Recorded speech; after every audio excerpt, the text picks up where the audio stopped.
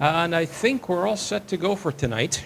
So I'll call on Bryon Czarnik to present the sky this month.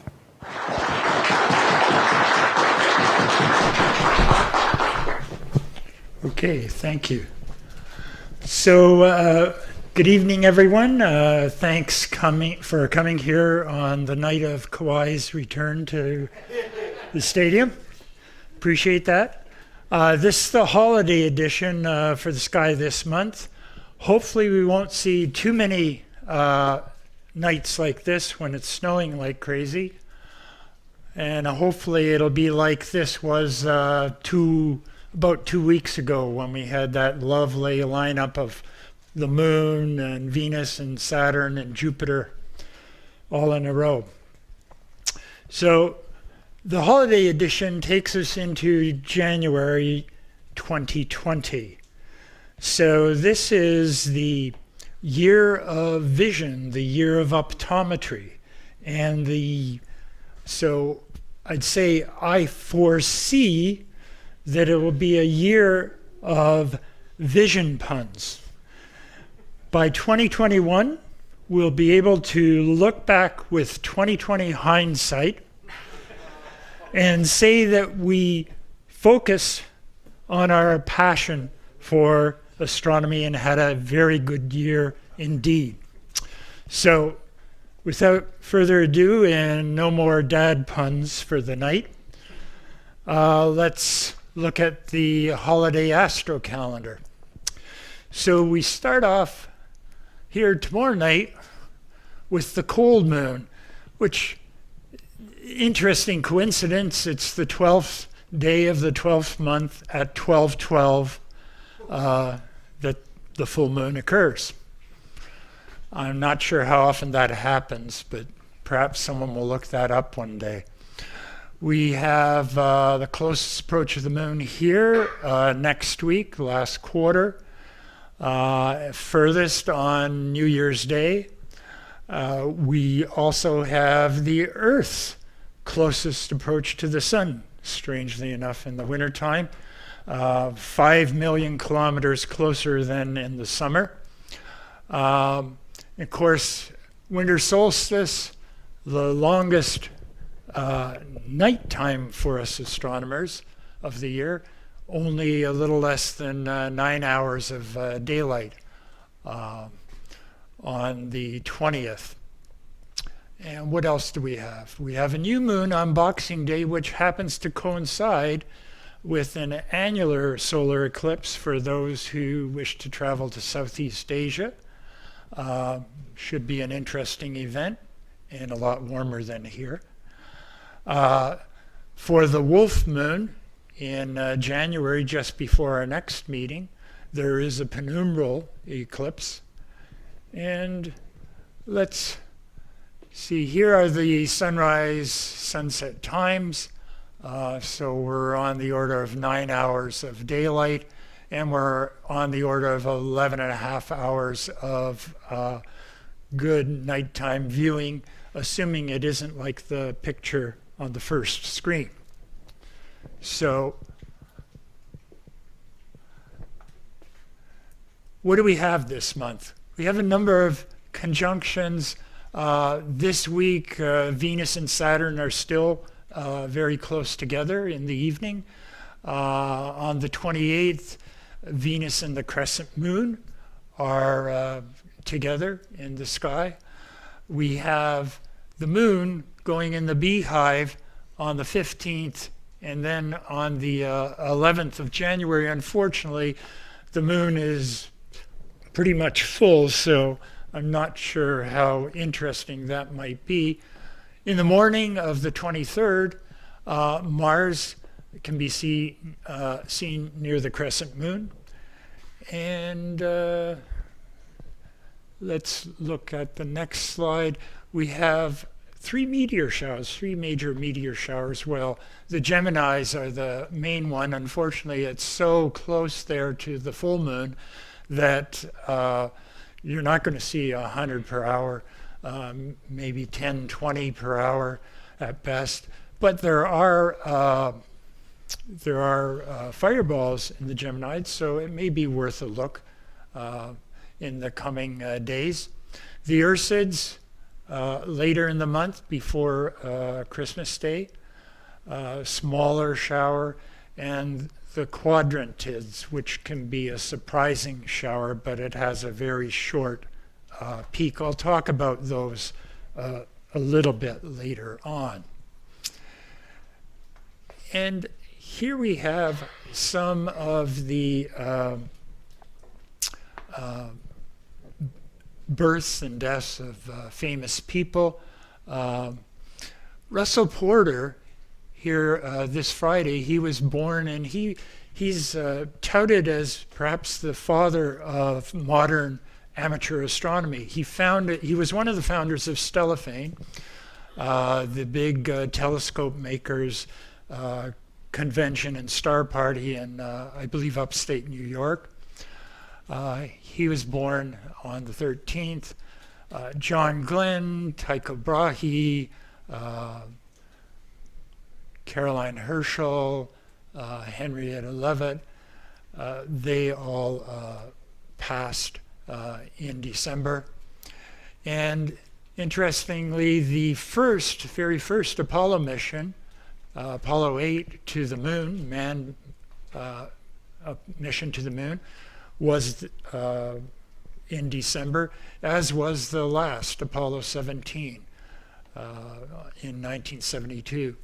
And for ET UFO aficionados, Project Blue Book, the UFO book, was closed by the military 50 years ago this month.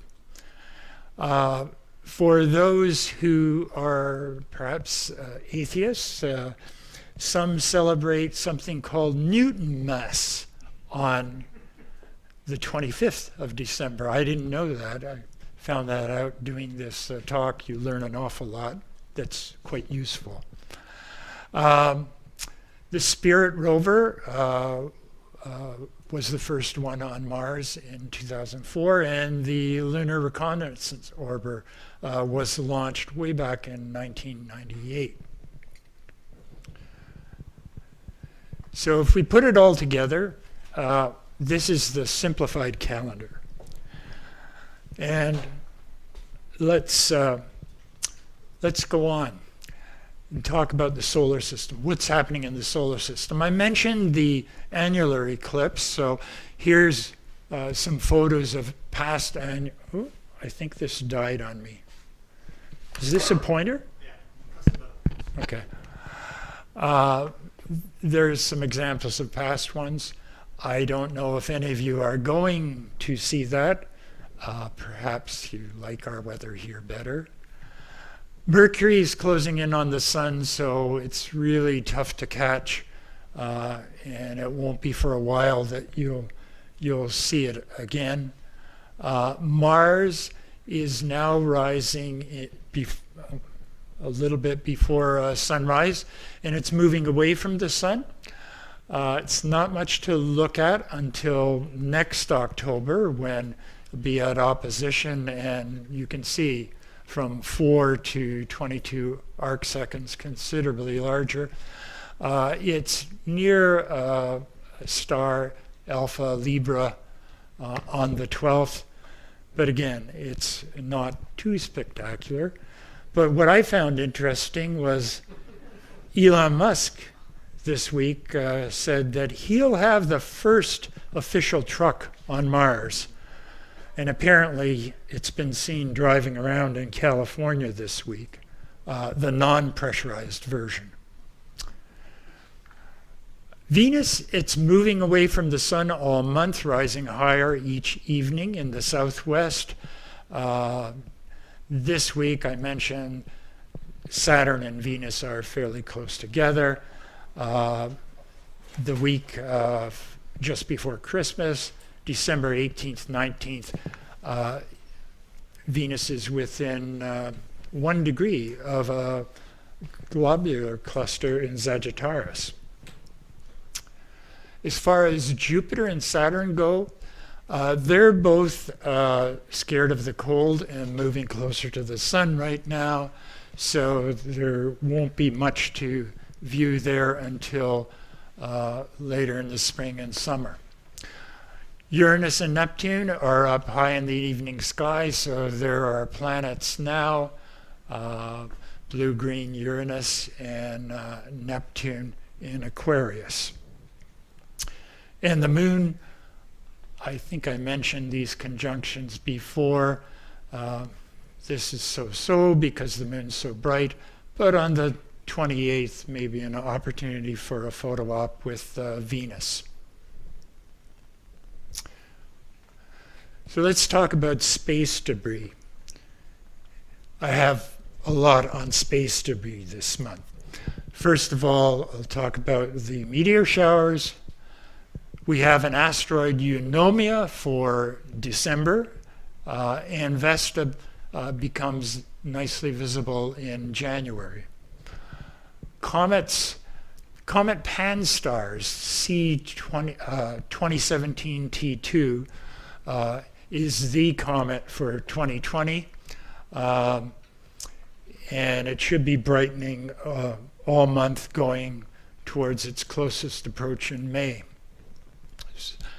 ISS passes, if you look on Heavens Above, you'll find the evening morning passes that are mentioned there, and you can click on the link and see a map of exactly where they are. Now, there's been a lot of talk lately about Starlink, Elon Musk's SpaceX launch of internet broadband satellites up to 40,000 if he gets approval for all of them. He only has 120 up there now, and they've caused a lot of consternation for astronomers, especially the initial launches. Some of them flared and were quite bright. There, you can see them. Go to Heavens Above, and they're visible before sunrise, those dates, and into January after sunset. So really, we've exported our earthly pollution to the skies now. LSST, we had the talk last month about the LSST scope being built in Chile. They modeled the impact of 50,000 satellites on the LSST, and they found that a major portion of the images they would take before sunrise and just after sunset would have star trails in them from mostly the SpaceX satellites, the Starlink satellites. And 40% would still be impacted during the longer summer twilight. So what happens about that? Well, we'll talk about that. Here's some images that people took. Here was a deep sky image they were trying to take of these galaxies, and they got photobombed by Starlink satellites. Here an amateur took those photos. In our case, the satellites seem to be, according to Heavens Above, quite low to the horizon, not high up like those are.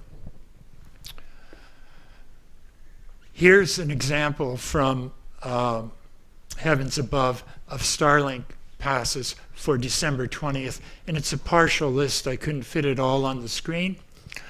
54 satellites in 3 rocket stages over a period of 1.5 minutes at 6:05 p.m. Just amazing. And so for each satellite, they show a little map. It'd be interesting if they put it together to see what it looked like, but you'd have to click through all of them. But you can see that they're fairly low, and all the ones I looked at, I got tired after about a dozen. They're all low from our point of view. So what's going to happen there? Well, currently we have almost 9,000 satellites orbiting, or I should say satellites and debris, because only 1,900 of those are operational and the rest are space junk. Potentially in the future, because everyone wants to get on board with having broadband satellite, low latency, and that's one reason StarLink is putting up so many satellites. They're lower than others to get a low latency for their internet service. They're all putting up a lot of satellites. Amazon, I don't know if they have approval, but they want to do 3,000. Boeing, the same. The Russians, some, Canada as well. We're perhaps a little more environmentally sensitive, not putting up as many satellites, probably higher up. The total is about 59,000, counting what's there now. That's huge. So what's going to happen? So there's been a lot of press lately since beginning of December on what they'll do. This is SpaceX, the StarLink solution. 1 gigabit per second, low latency broadband. Hopefully they'll develop, and they don't have them yet, inexpensive earthbound terminals and antennas, and a low monthly fee. Some are saying $80 US a month. He needs a minimum of 6 launches. There's 2. There's another one coming this month and next month, probably. 60 per launch. When he gets up to about that many launches, he'll have enough coverage of the US, but he wants to get to around 1,000 or so to have moderate coverage of the US. And he'd need 24 more launches to have global coverage, except over Russia, because the Russians don't want anyone flying over there. They're low Earth orbit, and he's designed them to stay there for 1 to 5 years before the ion engines will deorbit them. And part of that, I think, is tied to the economics. I think he's got $1 billion so far to do this. Potentially, he wants to raise $10 billion to do all of them. What he figures in 5 years he could get a payback. So we'll see. Given all the competition from others trying to do the same thing, and competition from 5G networks and Earth-based, it'll be interesting to see what happens. But recently I found that a few astronomy organizations are working with SpaceX to try to mitigate the problems, especially for near-Earth asteroid searches and dark energy surveys. One possibility is coordinating space launches so they know and can coordinate their observations with that. And the next launch this month will have one of the 60 satellites painted some color of black on the bottom to see how much that helps. And the astronomers are supposed to be helping on determining the best solution there. It won't be completely black, but even then, probably the satellites would pick up the radiation level because of the sensitivity of some of these I said satellites, I meant telescopes. Now, I may have gone too far. Yes, Geminis. So that's StarLink. Other space debris of a more pleasant nature. Meteor showers. Geminis are usually a great shower, but the nearly full moon is going to cut into the number you see per hour, maybe 10, 20, 30 an hour. Best before dawn, like quite a few meteor showers. I didn't know this, but this is interesting, but Jupiter's tug on the stream of meteors, I should say, is such that it's pulling them closer and they're getting brighter. So the showers have been getting brighter over the last century. Interesting. The Ursids in Ursa Minor, here on the top right, on the night of December 22nd. The moon is just a waning crescent, so you may see more. However, on the other hand, it's a small number of meteors per hour, though it's been known to peak in these years, 2011 and 2014. The Quadrantids in January peaked just after New Year's, it's a very short peak of 8 hours. Best observed on the after the moon sets on the 4th. Maybe you'd see 15, 20 an hour. They're here just near Butez. There's Ursa Minor, and I think that's the Dipper's handle coming there. So they're reasonably well placed, and you could give those a shot after New Year's. Other space debris. Asteroids. Eunomia is visible in December in Aquarius. Passes, where is it? Over here. It passes along here, and there's a larger shot. It's one of the largest asteroids. It's not the brightest. For that, we come to Vesta, which is the brightest asteroid at almost 7th magnitude. It's very well placed, high up in the sky in Cetus, and will be going around here through the head of Cetus. So that one may be worth trying to capture if you haven't seen Vesta yet. Comets. Now, many of you, I'm sure, have heard about, I'm not sure how you pronounce it, Oumuamua, but the cigar-shaped asteroid that here on the top right whipped through our solar system from interstellar space. A second detected visitor from interstellar space is 2I Borisov, a comet.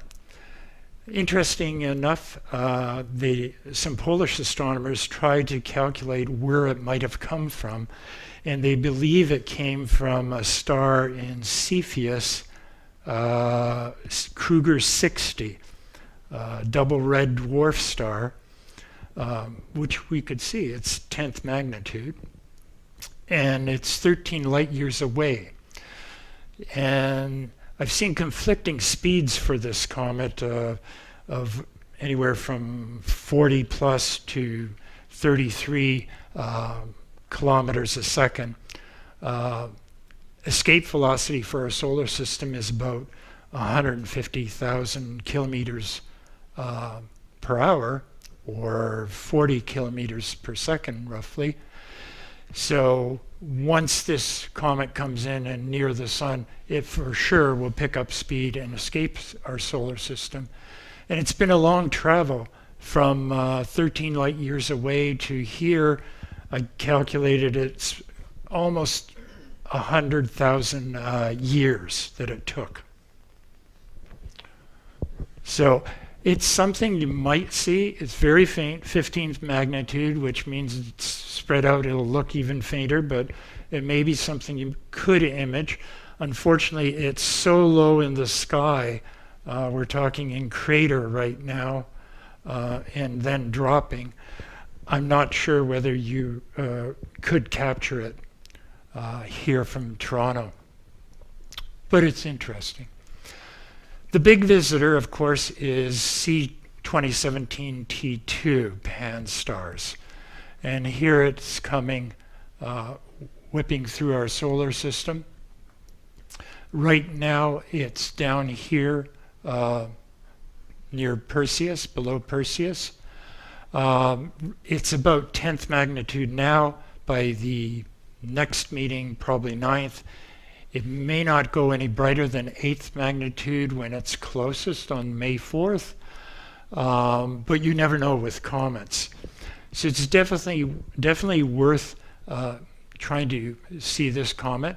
You probably want to have an 8-inch scope, maybe better, to see it, and then crank up the power once you think you have it in your view.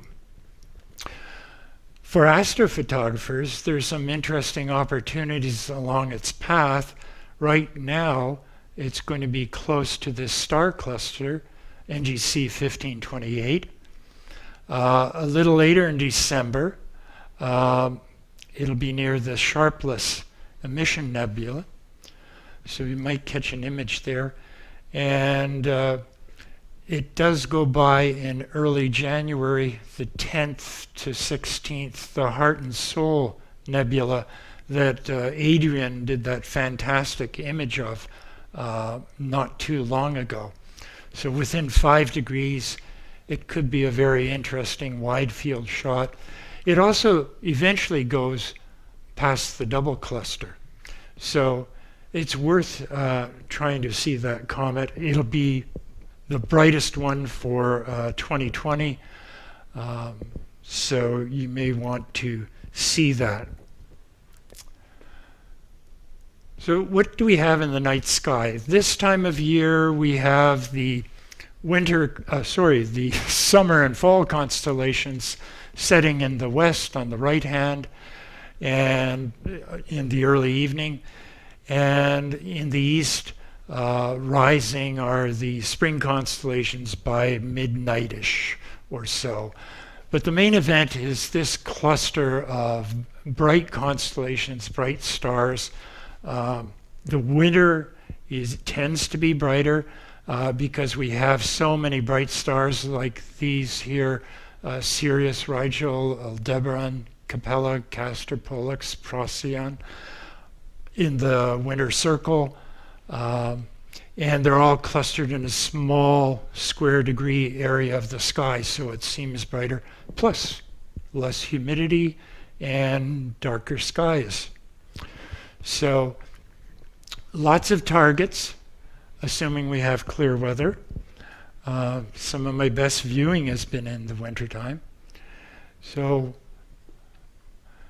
here's a blow up of my favorite area, Orion Nebula, always fantastic binoculars, a telescope imaging, and the associated nebula around there.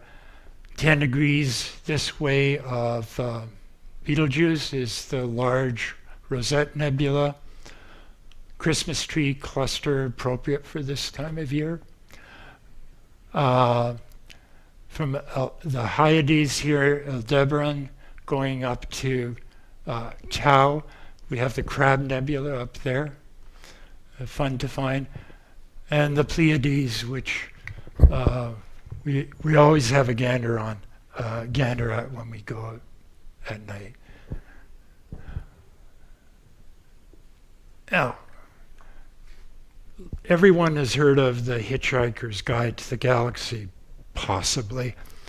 So Douglas Adams' book, Hitchhiker's Guide to the Galaxy, has this supergiant mountainous computer, deep thought, that's asked the question, what's the meaning of the universe and everything? And after many years, it comes back and gives the answer 42. So here in the club of Orion is NGC 2169, which is a perfect 37. So maybe the computer forgot to take into account the human aspect of 5 and didn't subtract 5, and the real answer is 37.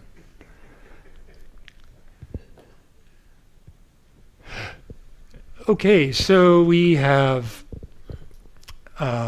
Castor, Pollux, the Gemini twins, lovely star cluster M35, and the other 3 big star clusters in Auriga to view. We've also got, if we go high up, we've got Algol. Every few days we can watch Algol changing. We've got the double cluster. There's the Heart and Soul, the Owl or the ET Nebula, Andromeda. Lots of interesting targets in the night sky this time of year. Occultations. So I looked at the RASC handbook for lunar occultations. I didn't find any grazing lunar ones, which would be very interesting, I think, to observe. But there were three right around New Year's. Actually, you can do this middle one on New Year's Eve and then go about your party afterwards. But they're all a little fainter stars, nothing like Aldebaran going behind the moon, but they're all nicely occulting crescent-shaped moon in the coming weeks. As far as planetary occultations, well, that was an interesting expedition to find those. I found Steve Preston's source here, Asteroid Occultation, is very good. It has all kinds of information, and I was able to narrow it down to two asteroids that are possibly okay for our neighborhood. This one here, Burnhamia, it's occulting a very faint star and dropping to magnitude 15. So I'm not sure how many of you would look at trying to observe this given the faintness of that. But it's a high probability that it will occur. So this is a maybe. The other one I found was a brightish star on the order of, where is it here? 9th, 10th magnitude. But the probability there is only 23%. So I don't know. If you're interested, there's of course the handbook, a link to the IOTA website, Steve Preston's excellent summary for occultations. And because I have a Mac and don't run PC software, I found this other Random Adventures occultation site that had the Google Maps you see here that you can zoom in on, rather than generating my own with WinOccult software. So you can try that yourself. Doesn't look like these two will be that auspicious for us. So let's talk about space missions, space launches. I always like to come to Olaf Frohn's map here that he produces each month. It shows all the missions in the solar system, and also down at the bottom you can see ones coming up like 2022, 23 plus, and so on, to give you an idea of what's happening and what will be happening. Hayabusa 2 from Ryugu, that is on its way back from the asteroid. OSIRIS-REx won't be coming back for a little while. It should return samples by 2023, so it still has some work to do at Bennu. So these OSIRIS-REx in the top right here and Hayabusa were the two asteroid expeditions that people had been talking about in 2019, 2018. Space launches. So we have a number of launches coming up. I want to highlight a couple. This European one, piggybacking two satellites, the second one being Cheops. Cheops is going to observe transits of planets. So that is interesting to see, as opposed to many of them are communications satellites. And Boeing is going to attempt their first uncrewed flight to reach the ISS. Already SpaceX has succeeded in doing that, and Starliner has not. So that will happen no earlier than December 19th, something to watch for that launch. And talking about satellite constellations of satellites for broadband, the Russians are launching another one on December 19th as well. This is going to put another 32 in space. So that's another interesting event. And these are weather and communications satellites coming up. So just looking, Starliner and SpaceX, it's the Dragon. So this sort of compares the two capsules, or space taxis, we can think of them as. And if you want to be fashionable, this is the Boeing spacesuit. This is the SpaceX spacesuit. We could take a vote which one's better looking. They both capsules hold about 7 passengers. At one time, I read last year that it would be an enormous expense for people to go up, but Virgin Atlantic, I think, is in their spacecraft that goes up, I think, from an airplane, is only going to charge a couple $100,000. So they're hoping to charge people $250,000 for some of these space flights now, and hope to get it down so us poor people can afford to go up if we want to in the future too.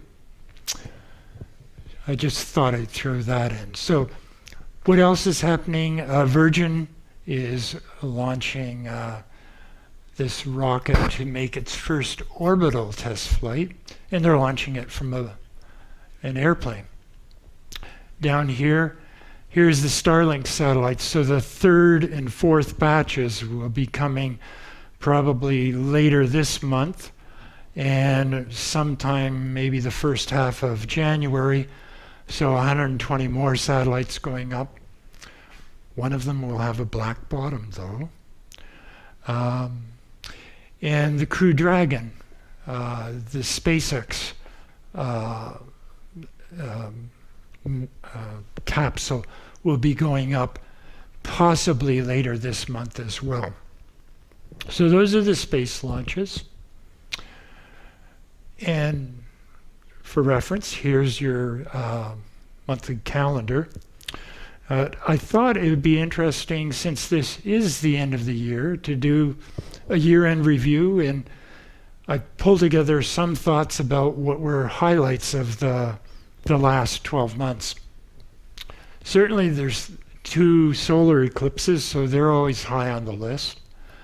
Furthest object visited, Ultima Thule, just the beginning of this year. First soft landing on the far side of the moon, Chang'e, which its other claim to fame, it has a rover, other claim to fame is it grew cotton until the lunar night killed the cotton plant. Some of you, many of you probably watched that freezing lunar eclipse last January. Some people caught a meteor hitting the moon and making an impact. So that was very interesting. And seeing the shadow of a black hole for the first time, absolutely fascinating. And now they're working on other black holes, namely the one at the center of our galaxy. The twins study and how that affected human health, one on Earth and one in space for so long, and how the space twin recovered afterwards. 50th anniversary of first humans on moon. And we could say the 50th anniversary of E.T. going home too, with the Project Blue Book closing. Mercury transit wasn't much for us here in Ontario. Hopefully everyone got a chance to see the last Mercury transit, because it's quite a few decades before the next one. And the first all-female spacewalk. So the other thing is New Year's resolutions. Thinking ahead.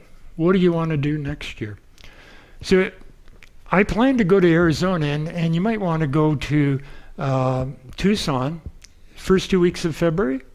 They have the largest gem and mineral show, and they have dozens, literally dozens and dozens, filling up a whole hotel, plus other areas of vendors selling meteorites and other byproducts like tektites and shatter cones. Vendors from all over the world come there and sell their wares. So if you want to get a piece of space, it's a good place to go. The Mirror Lab, the RF Keras Mirror Lab under the football stadium in Arizona Football Stadium in Tucson, where they're currently fashioning the 8-meter, this is the LSST when I was there last, but they're currently fashioning the 8-meter plus giant Magellan telescope mirrors. They've done several, but they have a few more till they get to 7. And they also have the huge oven that they melt and cook and spin the glass. Plus there's lots of observatories nearby to visit. So you might want to put that on a to-do list. The other thing is, spring's the time to relieve your gas, your gear acquisition syndrome. It's the 30th anniversary of the Northeast Astronomical Forum. It's a great exhibition here of all kinds of astronomical equipment vendors. If you know what you want, you can book it with them beforehand and then just go there and pick it up at the show. They also have, weather permitting, a fantastic array of solar observing equipment. Hydrogen alpha, beta, Herschel prisms, spectroscopes, day star scopes, all kinds on the field outside that you can look through, ask questions about, and so on. They have great lecturers, and the 2 days before they have an astrophoto show or convention. And then of course you can just hop on a commuter train, let you off right by B&H Photo, which is great for picking up camera equipment, and they also sell astronomy equipment, and visit the Hayden Planetarium in Manhattan or the Science Center there. New Year's resolutions, perhaps putting one of the many, many star parties that occur across the US and Canada on your list. Volunteering. The meteor showers next year look like they're going to be several that are better, as the moon won't be interfering like it did with so many of them this year. And I found this December 21st, Jupiter and Saturn. Once Earth goes around the sun, one more rotation, Jupiter and Saturn will have moved just enough.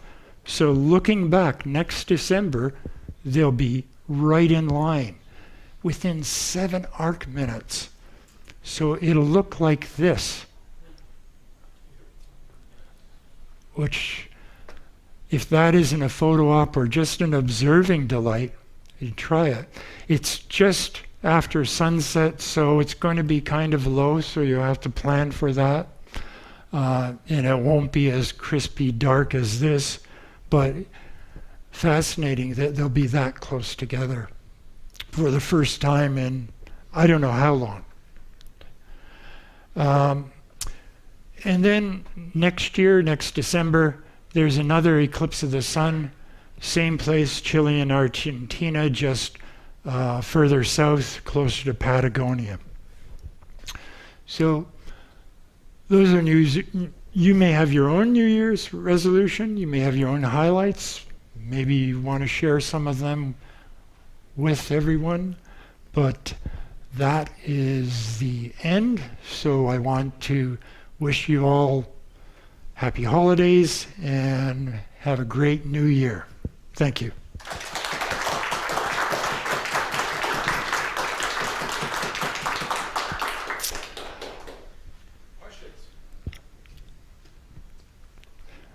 Anyone have any other highlights? Oh, Dennis. Just a comment about that occultation. Can you talk to the mic, please? Sorry.